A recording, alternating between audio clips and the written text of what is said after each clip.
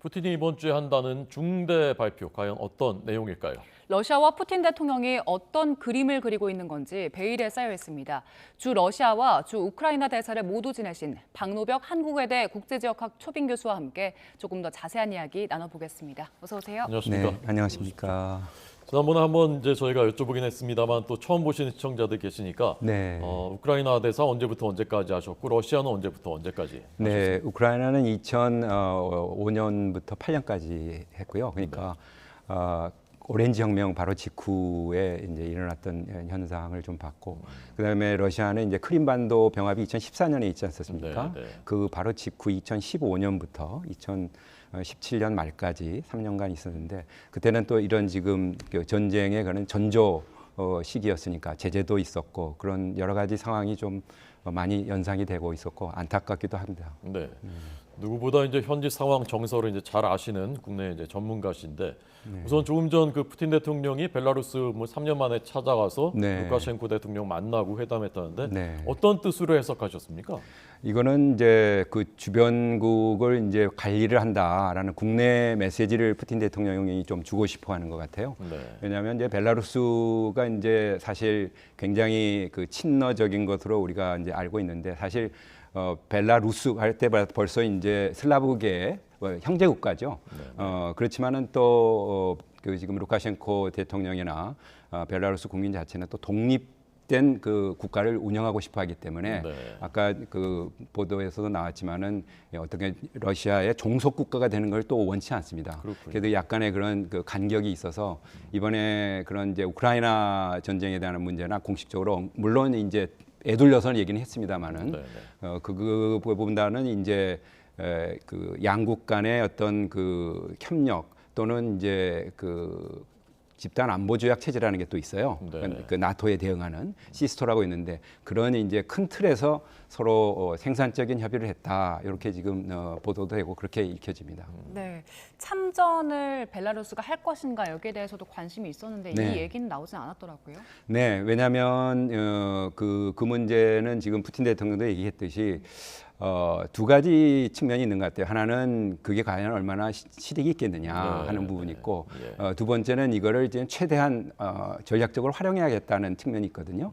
그래서 실질적으로는 이제 벨라루스는 그 국내 그 여러 가지 사정상 같이 참전을 굉장히 반대하는 의견이 큽니다. 그렇군요. 그래서 어떤 이제 그 대신에 어떤 훈련이라든가 병참이라든가 이런 부분은 이제 지원해주겠다고 이제 합의를 했는데 발표는 안 된 것 같아요. 이제 그런 식으로 지금 계속 움직이고 있거든요. 네, 네.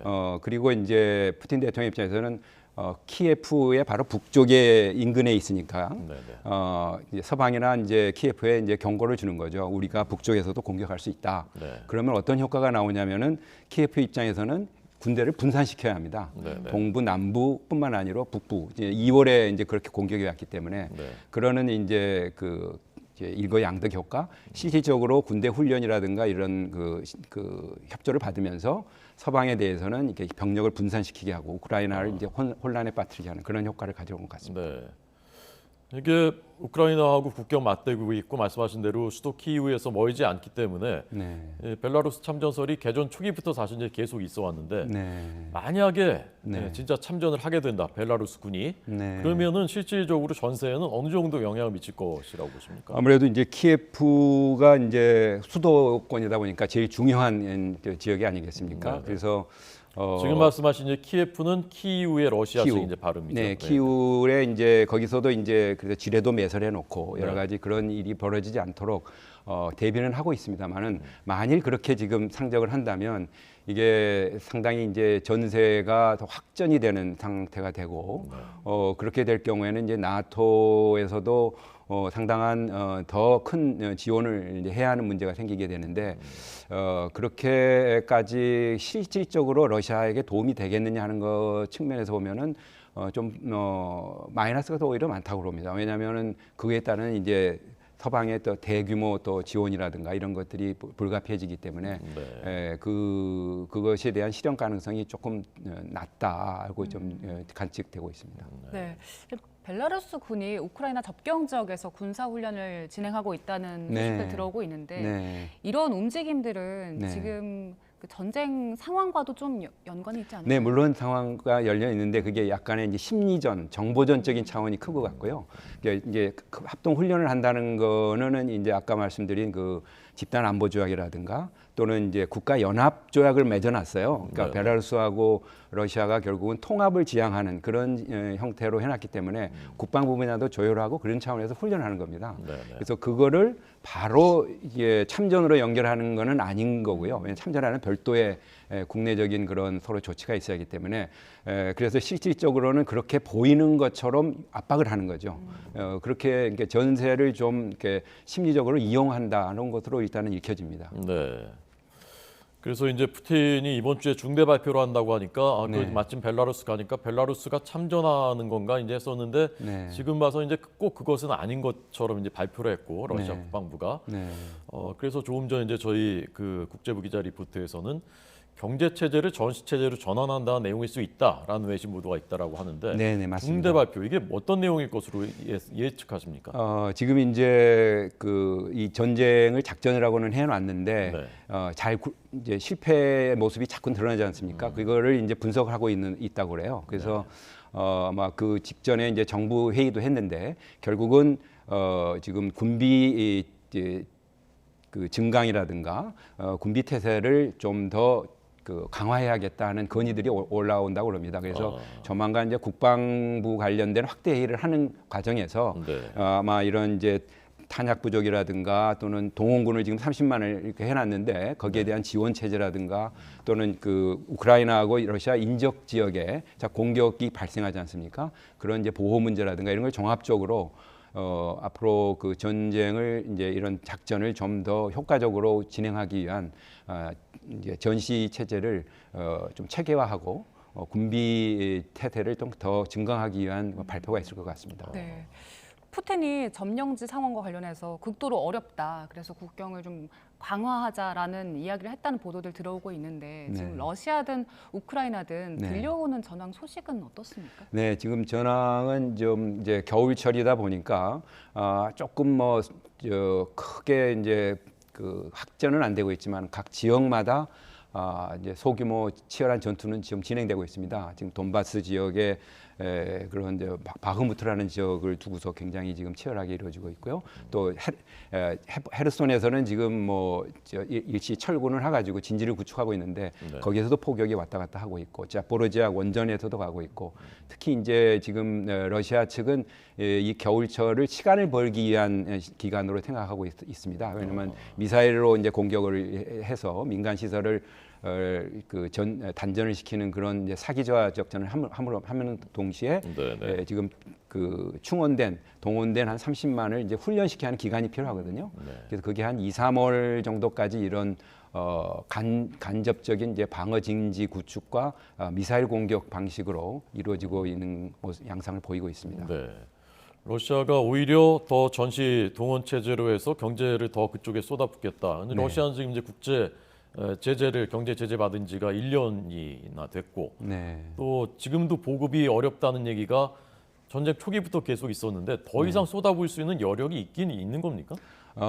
이제 큰 첨단 무기 이런 반도체가 들어가는 부분은 굉장히 어렵다고 그래요. 네. 그래서 이제 그건 단기간에 이렇게 전환할 수 있는 상황이 아니고, 예. 그래서 우랄 지역이라든가 이런 그 본래 2차 대전 때 그 전시 체제를 운영했던 그런 사례들이 있고 그렇기 때문에 그런 그 산업 시설 또는 민간 공장이라든가 이런 것들을 전부 이제 전시화해서 돌리게 하는 이제 그런 방식으로 하면은 러시아가 이제 본격적으로 하겠다 하는 의지를 지금 보여주고 있는 거거든요.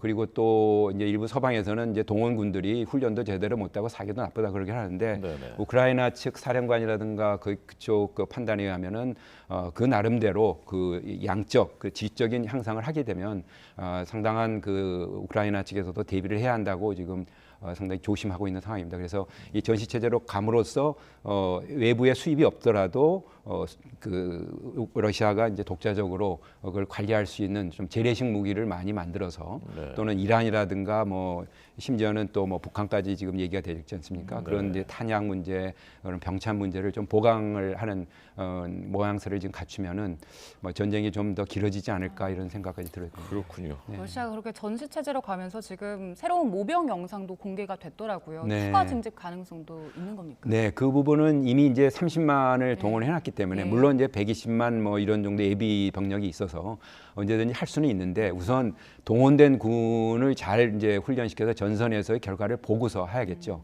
그래서 아마 크레므린 대변인도 당장은 그런 2차 동원 계획은 아직은 없다 이렇게 발표를 했다고 합니다. 네, 이런 중대 발표를 얘기한다는 것은 다른 측면에서 보면 뭔가 위기감을 푸틴이 느끼고 있는 것이다. 네. 다 외신에서는 뭐 노아의 방주 계획, 뭐 해외 도피, 남미 도피 뭐 이런 것들도 네. 보도되고 있는데 네. 그럴 가능성, 체제 변동 가능성은 어느 정도로 생각하십니까? 네, 가능성은 저는 굉장히 낮다고 보고요. 이제 대개 이렇게 보면은 그런 걸 보도하는 언론이 영국의 그런 조금 반러적인 성향의 그 언론에서 많이 나오더라고요. 그리고 어딘가요? 코트가 되고 꼭 밝혀야 할까요? 네, 밝히셔도 됩니다. 뭐 타임즈 이런 데서 그렇게 나오고 있던데요. 네네. 근데 이제 그 러시아 측의 그런 전통이라든가 역사를 보면은 이런 전쟁의 어떤 승패로 인해서 지도부가 뭐 바뀐다든가 이제 그런 경우는 그게 많지 않습니다. 특히 체첸 전쟁도 있지 않습니까? 94년, 90년 그때 굉장히 엘친 대통령이 그 궁지에 몰렸던 거거든요. 휴전도 하고. 예. 근데 이 그 추가 그다음에 이제 재선을 하는데 아무 지장이 없었고 네. 또 그 고르바초프 때 이제 아프간에서도 이제 철수를 했지 않습니까? 88년에. 근데도 그런 거에 대한 영향이 원체 나라가 크다 보니까 그런 데 대해서는 조금 영향을 덜 받을 수 있도록 정치적인 그런 정당화를 충분히 지금 할 것으로 보이기 때문에 뭐 망명설이라든가 그런 것보다는 지금은 이제 전시 지도자로서의 유능함을 자꾸 이제 부각하는 것 같아요. 그래서 지금 말씀하신 대로 벨라루스도 가서 주변국도 다독거리고 그다음에 이제 국방 참모들하고도 사령관들하고도 회의하는 것도 텔레비에 막 보이면서 그런 이제 강경파들이 지금 푸틴 대통령이 안 보인다. 우리도 그렇지 않습니까? 뭐 대통령이나 장관이 안 보이면 비판이 막 나오듯이 지금 이제 그런 상황타에서 상당히 지금 이제 이미지 개선을 지금 계속 하고 있어서 또 그런 이제 러시아가 가지고 있는 여러 가지 레버리지가 많기 때문에 뭐 이런 도피설이라든지 망명설은 조금 근거가 없어 보입니다. 네, 실각 가능성은 낮다고 보셨고요. 네. 지금 전쟁이 이제 내년 2월이면 1년이 되잖아요. 그렇습니다. 러시아 국민들도 상당히 지칠 것 같은데 국내 여론은 어떻습니까? 국내 여론은 이렇게 제가 들어보고 이렇게 수치를 보니까 좀 불안감은 있는 거는 사실인 것 같아요. 한 70% 이상의 불안감은 있는데 거기에서는 한 세 그룹으로 나뉜다 그래요. 아주 극우적이고 이런 아주 그 전쟁을 기속해야 한다는 여론이 좀 있고 그다음에 이제 아주 반전 시로 나가는 그런 분들도 있지만 대다수는 지금 평화 협상을 좀 개실했으면 좋겠다 하는 의견을 한 50, 뭐 2, 3% 여론조사를 해보면 전쟁 지속은 한 40% 이렇게 지금 갈려 있는 상태인데 이런 또 여론이 어떤 정치화되는 요구로 나갈 수 있는 그런 구조는 아니거든요. 그러니까 크렘린이나 그 의회가 지금 그 여당 중심으로 끌고 가는 체제이기 때문에 그게 어떤 정책의 변화보다는 푸틴 대통령이 지금 했던 전쟁 목표를 어느 정도 달성했다는 식으로 지금 계속 몰고 갈 가능성이 큽니다. 네. 지난번 나오셨을 때 이제 러시아에 있는 그 지인들하고 이제 연락을 하시냐고 저희가 여쭤보니까 연락은 하지만 그쪽도 이제 검열이나 이런 게 있기 때문에 솔직한 속내는 잘 털어놓지 못한다. 그래도 이제 낌새라는 게 사람이 있지 않습니까? 어떤 마음인 건가 이 사람들이 지금 러시아인들이 어떻게 느끼셨습니까? 좀 고통스럽죠. 자기들도 하나의 이제 세계적으로 어떤 문화적인 그런 위상을 가지고 강대국이라는 그런 그 지위를 찾기 위해서 하는 그 희망이 있었는데 그거를 도달하는 수단이 이렇게 많은 인명을 살상하고 또 주변국 특히 우크라이나를 적대 국가로 지금 만드는 과정이 있지 않습니까? 굉장히 고통스러운 조금 표정이라든가 말에 있어서 좀 약간 방어적인 모습을 많이 보이는 것 같고요. 그런 뜻에서 우리가 너무 이제 러시아 전체를 보고서 러시아 국민들이라든가 이런 데 대한 주는 메시지 또는 앞으로의 전쟁이 끝났을 때 러시아의 관계 이런 것들을 종합적으로 생각을 해서 뭐 우크라이나도 당연히 자유민주주의를 지키고 주권을 지킨다는 원칙이기 때문에 도와도 주지만 러시아도 러시아 나름대로의 우리의 그 이익과 또 그분들이 가지고 있는 장점들을 활용할 수 있는 관계를 맺을 수 있는 그런 그 아량을 우리가 좀 가졌으면 좋겠다는 생각이 좀 듭니다. 네.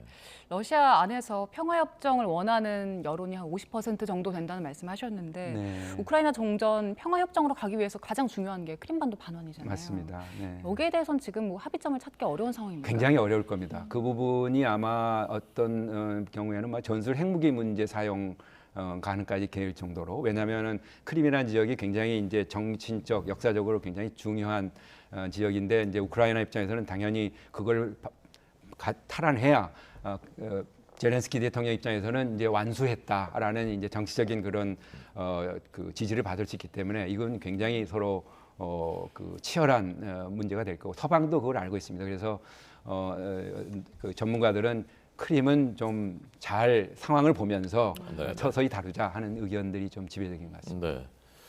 지금 이제 말씀하신 분석을 토대로 보면 확전될 가능성이 내년 2, 3월부터 오히려 확전될 가능성이 높아지는 상황. 네. 세계 경제도 문제고 우리 경제도 문제고요. 네. 우크라이나 국민들은 이제 어떤 마음인가 지금 더 전쟁할 수 있는 그런 태세인가?